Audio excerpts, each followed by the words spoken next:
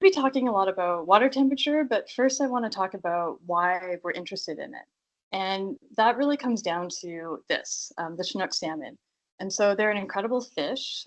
They have a lot of like a really high value in the Yukon, both as a cultural species. So First Nations relied on them immensely over like age immemorial.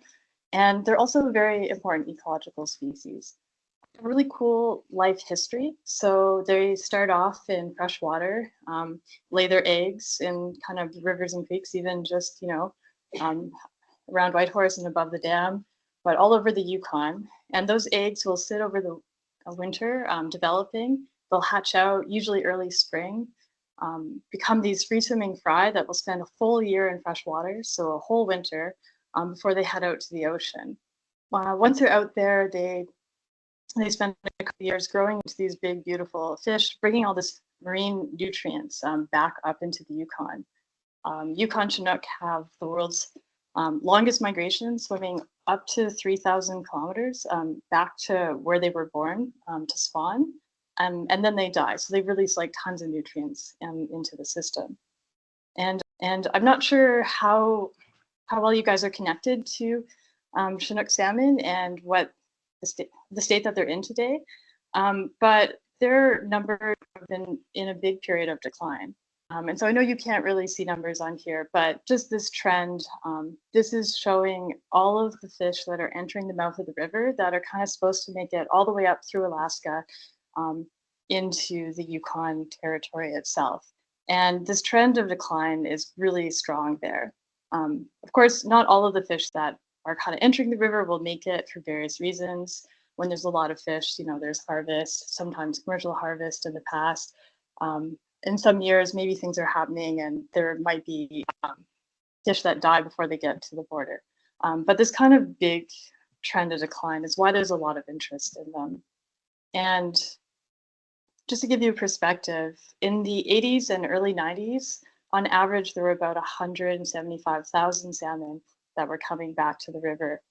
And in recent years, it's been less than 15,000. So a couple of years ago, I think 2022 was the lowest run we've ever seen of only about 12,000 fish.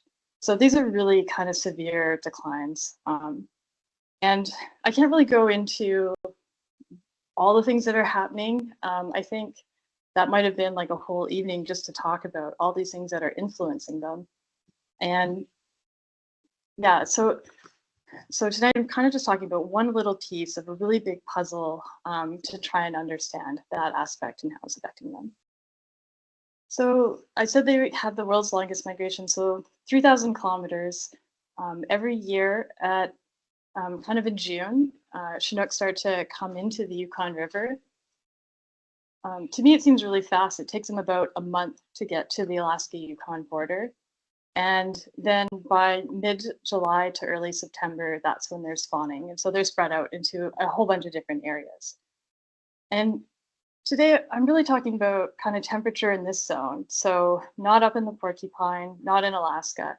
And yeah, there's a lot of things that I'm interested in, but I'll be the first to admit that temperature when they're in Alaska might be even more important because that's earlier in the year, so they're kind of peak summer temperatures.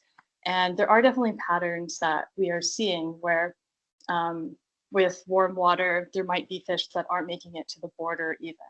But what I'm looking at more right now is kind of this piece of what's happening once they've crossed into the Yukon. Or what are the conditions like once they get there? So that brings us to stream temperature monitoring. And this project isn't really, it was started by Al, who's actually in the crowd tonight. So thank you, Al. He ran this project for from 2011 to 2022, and then kind of retired from it. And that's when YFN-SSA picked it up. So because of this, we have this really incredible kind of network of water temperature that spans over a decade. And the goal of the project is really to maintain a regional scale network of hourly level water temperature data from a number of different streams that are important to Chinook salmon, and to keep this as a publicly available resource. So I've only given 20 minutes, so I won't go into ton of detail about how we actually collect the data and process the data. But I will say this, like it's in some ways relatively simple. You have these loggers, they can record temperature hourly for like 5 years. And we put them in a little housing, tie them to a weight, throw them in the water. Um, but it's also kind of complicated because a lot of things can happen. Some of the sites we only go to once a year. Others we have to, we can't leave the logger in year round. And that's like bigger rivers with big dynamic ice breakup. We'll just drag it off to sea. And, you know, we're trying to get representative temperatures, but, you know, sometimes the water goes down and then your loggers are dewatered. Sometimes the sediment creeps over and covers them. Then you're not really monitoring water temperature anymore. So there is a lot of processing that happens, and I'm not really going to go into detail about that, but it is kind of hard to get a clean data set. And maybe that's always a work in progress. Not the most exciting map, but just to give you an idea of where these loggers are, they kind of start, there's one that's up near Dawson on the North Klondike, and then all the way up the river to a couple that are in the city limits. Last year, I had 16 stations that were out. 11 were ones that Al ran, so they have this really long time series. And there's a few that I threw in for various reasons, mostly through my work with First Nations, like putting them at a weir or like a sonar site. For me, the fun part is kind of looking at what are the things that this data is showing us. And I'm sorry if you don't like graphs and tables, because I have a lot of them in here. But one of the things I looked at, and this is a way that Al had characterized this, and you know, he did probably 95% of the work, and I've just come in and looking at you know what he's done and playing with the data myself with kind of some new years of data. But one of the things that we've done is kind of characterize this annual accumulated thermal unit. And what that is if you take the average temperature every single day of the year and add it up, and you get like a value. And it doesn't really have like biological meaning, but we can start to make assumptions. If that number is really low, it's a colder stream. If it's really high, it's a warmer stream. And we can kind of apply this to things to salmon because a lot of things are related to temperature. So for Chinook, how long it takes like an egg to hatch, that's related to temperature. How long they sit in the gravel as an alvin before like they use up their yolk resources and become a free swimming fry. Like that's related to temperature. It'll be slower in a colder stream than in a warmer stream. And then things like growth are going to be affected by temperature. And I think the big one is also just warmer streams are going to be more productive. They're going to have more like aquatic insects in them. There's maybe more potential for like a young juvenile in the stream that way. But what's kind of cool with this is like I put it onto this heat map, so there's colors. You don't have to worry too much about the numbers, but what I like to see is it shows a lot of variation across sites. So our warmest site is Tatchin Creek, and over the course of a year, when you kind of add the numbers up this way, it's about 3 times warmer than our coldest site, which is the North Klondike. As an ecologist, I always think that diversity is key, and so you know having a lot of options is probably good for a lot of different reasons. The other reason why I wanted to show you this is I think it's kind of cool because you're looking across time on this bottom axis as well. And you can see that there's some years that kind of jump out as brighter. So 2019, I think there's a lot of things that are indicating that was a warmer than average year. In some areas of Alaska, there were reported die-offs of summer chum salmon. And so they were seeing them kind of, you know, in rivers. You know, those aren't fish that would be coming into the Yukon, but just things that are indicating it was warmer than average kind of across a wide range of areas. And when you look at it this way, it was sort of my first hint that, oh, maybe 2023 was a little bit warmer than average, although we didn't really have that many sites in because that was sort of the transition period. And I won't have the 2024 data until I go out after the ice melts and collect the loggers because that goes until the end of December.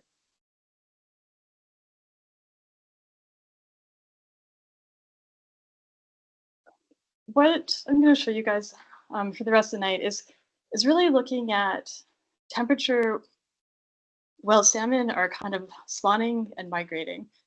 And there's a lot of studies are kind of pointing to that being really important for them. During that period, warm water temperature is associated with them kind of slowing down. If they're in really warm water, they can um, express diseases. They might not even make it back to the spawning ground. Um, so it's very important. But coming up with like a threshold is is actually kind of challenging. It'd be like if I wanted to say like, what's an uncomfortably warm summer day? I mean, I'm pretty sure I could say 40 and we would all agree with that. But would we agree with 35, 32, with 30? There's a lot of things that go into that. How long are you in the heat? Is there a breeze? Can you sit in the shade? So there are a lot of studies that come up with these kind of tolerance levels for salmon, but sometimes it's actually just generic. It's like all fish. Sometimes it's salmon for aquaculture purposes. So the more I look into it, the more I'm getting confused because you see kind of tolerance levels, and some might apply really well and some might not apply that well. But today I'm just going to talk about kind of two different guidelines that are out there. So the first comes from the Fraser River, and the Fraser River has a sockeye run, and I think they have a really like a lot of knowledge about how temperature is affecting that run. I'm pretty sure the water goes up to 24 degrees in the summer in the Fraser, maybe even warmer now. And so their guidelines are based on a daily average temperature. And essentially, in a nutshell, anything over 18 degrees Celsius is kind of bad for salmon. At 18 degrees, you start seeing decreased swimming performance. At 19, physiological stress can slow the migration. At 20, they might die before they have a chance to spawn. And then at 21, chronic exposure is thought to lead to severe stress and early mortality. So what did I do with this? Well, Al had kind of, for every site that we have out there, he sort of estimated when we think salmon are there. So either, the start and end dates of migration or the start and end dates of spawning. And I kind of just looked at those windows. The fish, they might actually show up a bit late or maybe a bit early.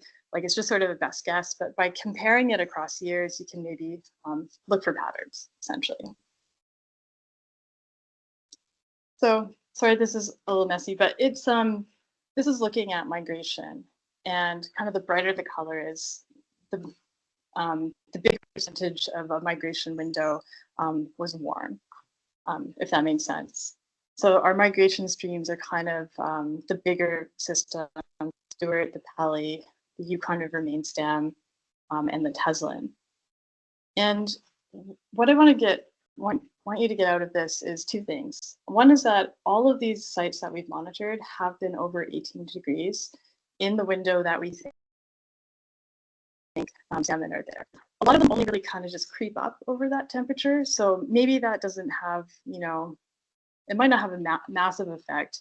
If you think about the way a run comes in, if they come in a couple of days late, maybe they're missing the worst of it. Also, a run, it's usually like a few fish, then a lot of fish, and then a few fish. So maybe it's not affecting all of them. But all of these kind of bigger rivers have this potential to be 18 degrees Celsius.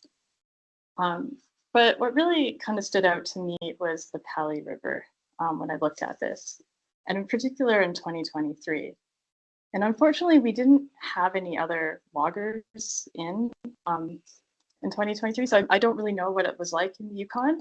But this is saying that 60% of this like migration window on the Pelly was over 18 degrees. And that translates to 35 days out of 58. So that's like a whole month that was kind of warmer than than we want salmon to be in. So I kind of zoomed into the Pelly.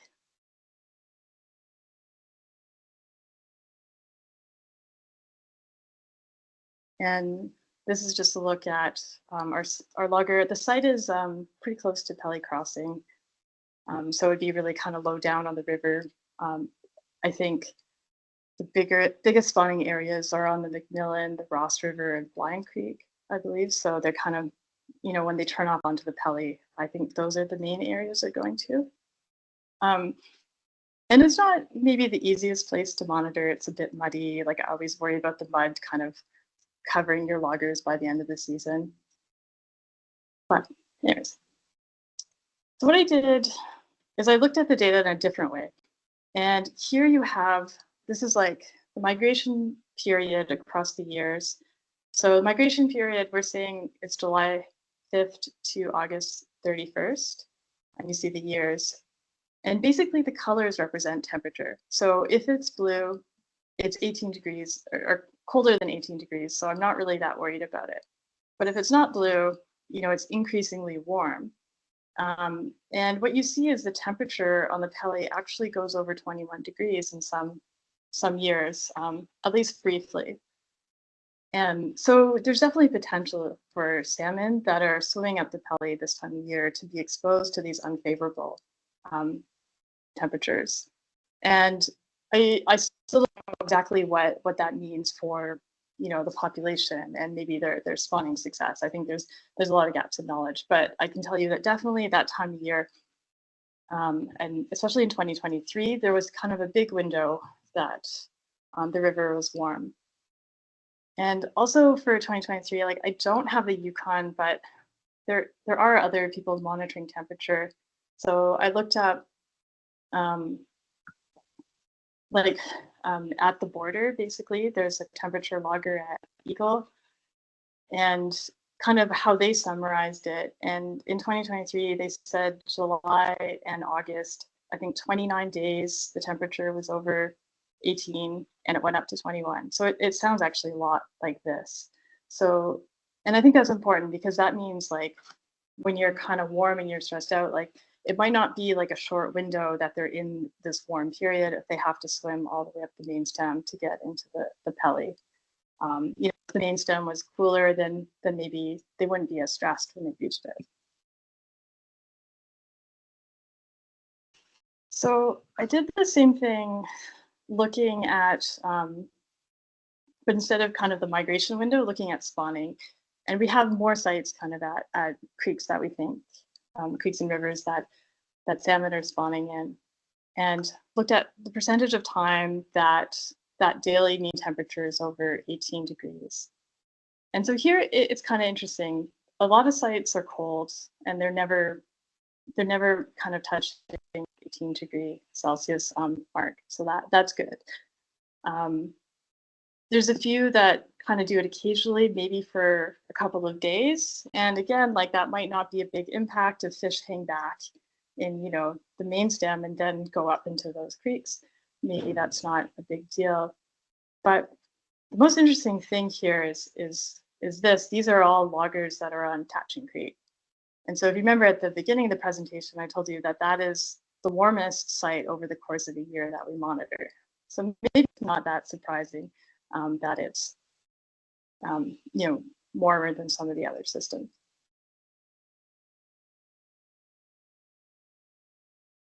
So this is Tatchin Creek. And even just looking at it kind of peak summer, you can see like a lot is happening. Like there's a lot of aquatic vegetation. I took someone who studies aquatic insects up to Tatchin Lake. We were just sitting on the dock having lunch. He's like, wow, there's a lot of bugs in here. Like you can see them everywhere. So you have to think that like if you're actually like a fish and the temperature is not too warm, it would be a great place to be like a juvenile growing because there's like tons of food in the system. And so this picture is our main site, which is right below the lake. And spawning does happen just off to the right. So it's really close to the upper limits of spawning.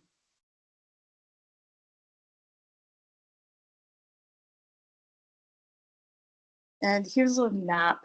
So you can see that Tatchin Lake, this is a little lake-headed system. The creek is actually kind of short. It's only like 5 kilometers long before it dumps into the Yukon.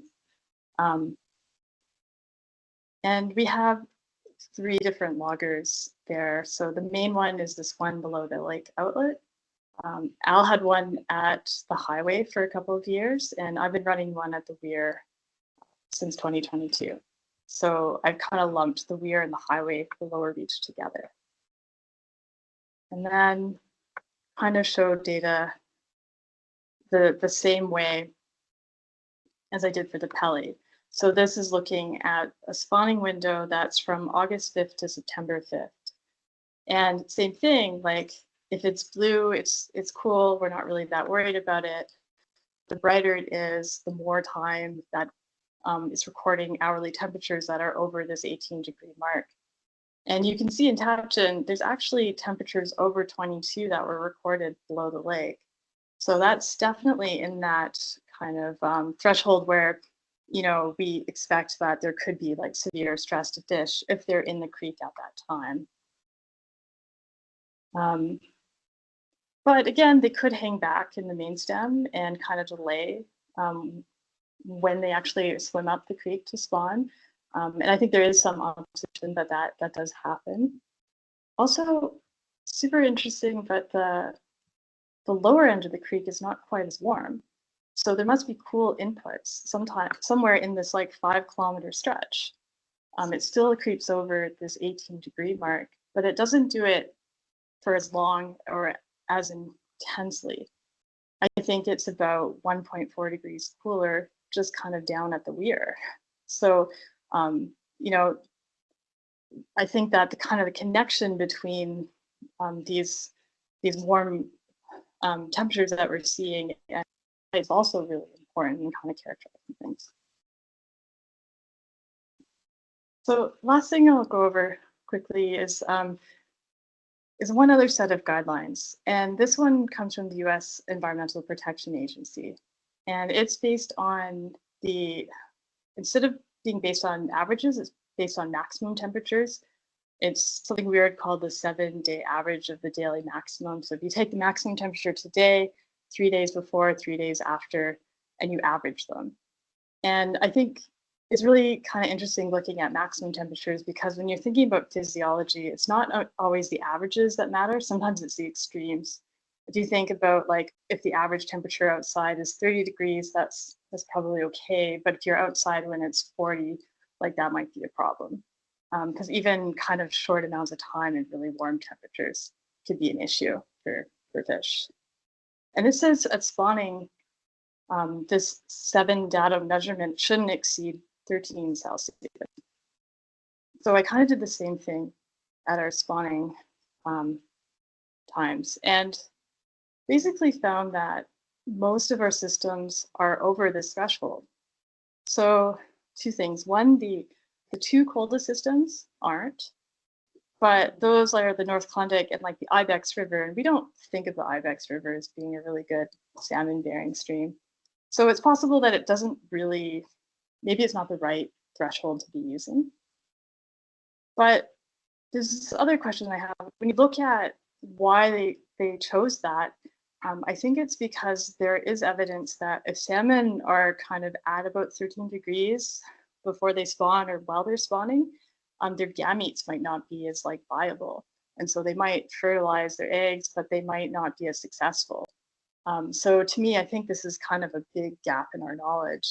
And unfortunately, it's a really hard one to figure out because, you know, when the run is so low, you don't want to go messing with reds to see what's happening. And so just to flag, this is kind of something that I've been thinking about a lot lately. So takeaways, yeah, I guess I just want you guys all to think about temperature when you're out there and think about what the experience of a salmon is. Some of these big rivers, they are kind of reaching, at least briefly, these temperatures that are unfavorable for our Chinook. Most of the spawning sites seem to be cool, but there's some exceptions that are very warm. I think kind of these hot spots like the Pelly and Tatchin, we need to be monitoring and kind of figure out what effect that is having on salmon and kind of the viability of like, you know, their young. And I do think we need to have a better understanding of, yeah, how temperature is actually affecting spawning success. And for me, like, you know, we have these loggers in this big kind of network of areas, but I think it's sort of like the connection between them is also really important when we're kind of interpreting things, because there could be a lot of variation just in one creek. That's it. Okay.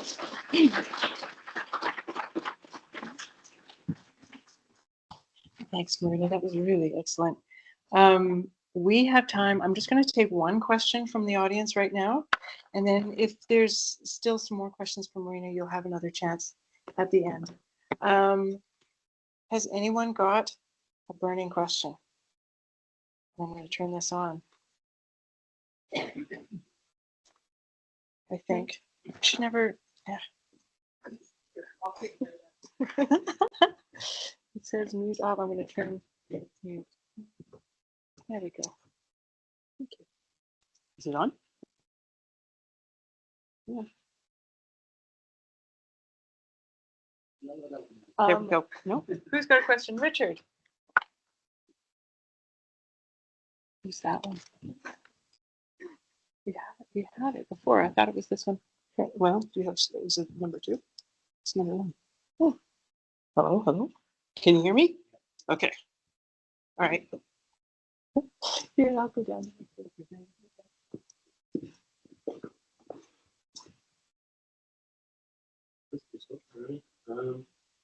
Right at the beginning, you had the graph showing the decline, and it seemed to drop down in 3 or 4 big drops.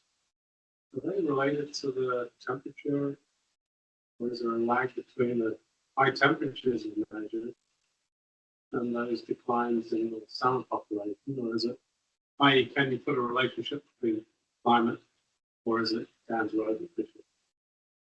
I think, yeah, that's a great question. I think that because those are the numbers that are coming back at the mouth of the river, like river temperature shouldn't be what has affected that unless it's maybe affected their kind of previous generation. So it'd be really hard to get that link. But what I do think would be really interesting to look at would be kind of the ocean temperatures. And so again, like I'm only talking about one piece of a lot of things. And I think, yeah, I think that temperature could be part of those kind of declines, but I'm not sure we even have the best understanding of them. And yeah, yeah, and if I have time, I'll just show you one thing, which is I kind of kept it short by showing you what's returning, but it doesn't tell the whole picture. This is sort of like what's actually spawning. So you have to think that not every fish, especially when there's like commercial fisheries, it has like, it's actually been a little bit more stable until recently as well, because we kind of, that's how we manage things, is we're trying to get a targeted number. And then if we kind of, go over it, we start like harvesting things. So those drops, they might not, they're maybe sort of linked to like the spawning biomass as well, but yeah, there's a lot happening, I think, if that makes sense.